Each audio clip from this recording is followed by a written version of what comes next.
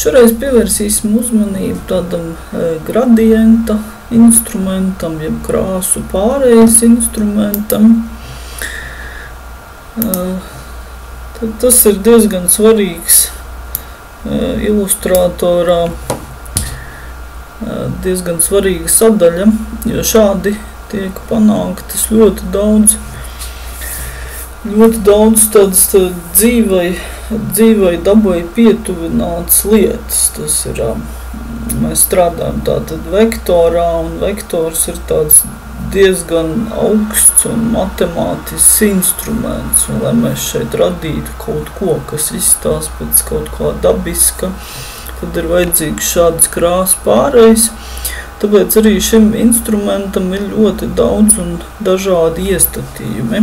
Tiklīdz mēs esam uzvilkuši kādu objektu, un jūs nevarat neko pildīt, kamēr jūs neesat nevienu objektu uzzīmējuši. Tāpēc mēs ņemam kādu no šiem te klasiskajiem, lai kurš tas arī nebūtu. Varbūt šoreiz paņemsim kvadrātu.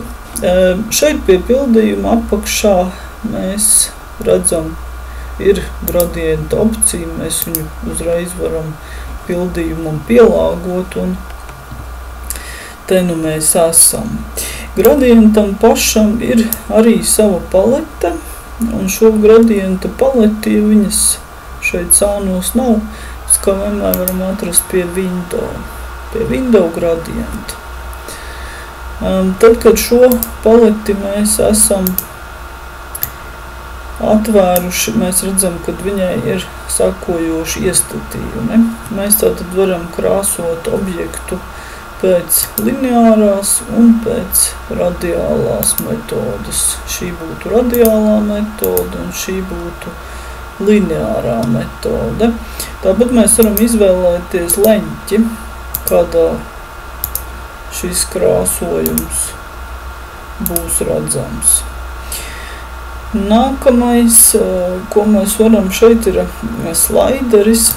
Tātad mēs uz slaideru varam noteikt, cik tuvu vienu otrai atradīsies šīs krāsas. Gradientam minimums ir divi šie te toņi. Mēs pa vidam varam ievietot vēl kādus, kur mums pašiem interesē. Klasiski tas, ko es vienmēr rādu, kur ir vajadzīga kaut kāda konkrēta loģika, tā ir tātad acs. Mēs varam izvēlēties, uzmiksēt tātad acs ābolu, tad šos toņu pārējas.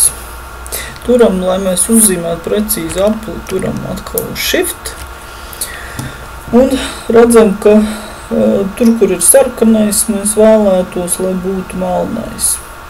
Mēs divreiz uzklikšķinam uz sarkanā, atverās krāsu palete, mēs spiežam uz melnā.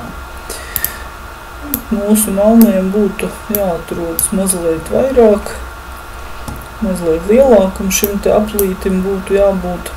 Un mēs vēlamies, lai arī šī pāreja būtu diezgan krasa starp melno un nākamo toni. Lai to panāktu, mēs varam divus slaiderus vienu otram diezgan tuvu piebīdīt. Ja? Tad, kad viņi būs tuvu piebīdīti, mēs varam pavisam konkrētu šo robežlīniju panākt. Kā nākamo, droši vien mēs gribēsim kādu skaistu toni izvēlēties. Liksim šo zilo, diez vai tāds dabā pastāv, varbūt kādu zaļo var. Ja mēs ieskatāmies acī, tur vienmēr ir kādi vairāki toņi. Tādam dabiskumam varam vēl kādu citu toni ar klāt pielikt. Un drīz pēc tam arī ar diezgan konkrētu robežlīniju mums sako baltā krāsa. Ja, tad viss šeit beidzās. Var šo līniju tādu nedaudz pludinātu, bet viņa tomēr ir tāda diezgan konkrēta. Šeit viņa beidzās, un kā pēdējo radīt to sajūtu, kad atsābols ir apaļš un viņš kaut kur griežās, mēs kā pēdējo varam ievietot tādu nedaudz varbūt pelēku toni, kas rada sajūtu, ka atsābols griežās. Ja mums ir vajadzīgi šo te balto daļu bišķi pagarināt, mēs varam vēl vienu balto toni ielikt.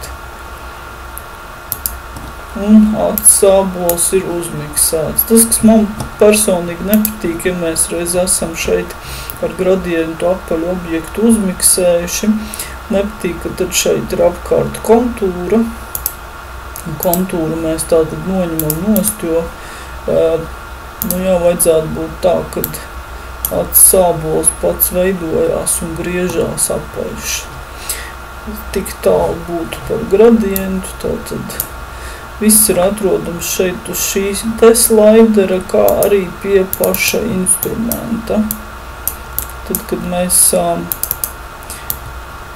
dubultā klikšķinam uz instrumenta, vajadzētu parādīties šeit viņa proporcijām.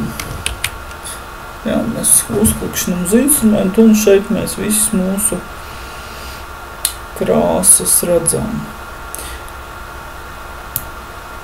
Varam viņus šeit arī mainīt pa taisno uz slaidera. Tad mēs redzam, ka šeit ir gan augšējie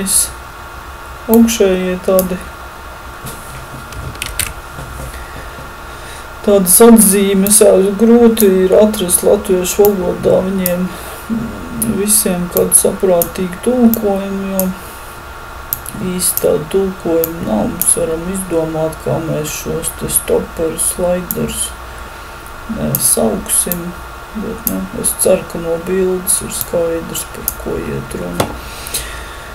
Un mēs varam arī tātad šo te lietu virzīt uz augšu, uz leju, un šeit ir arī tāda iespēja placināt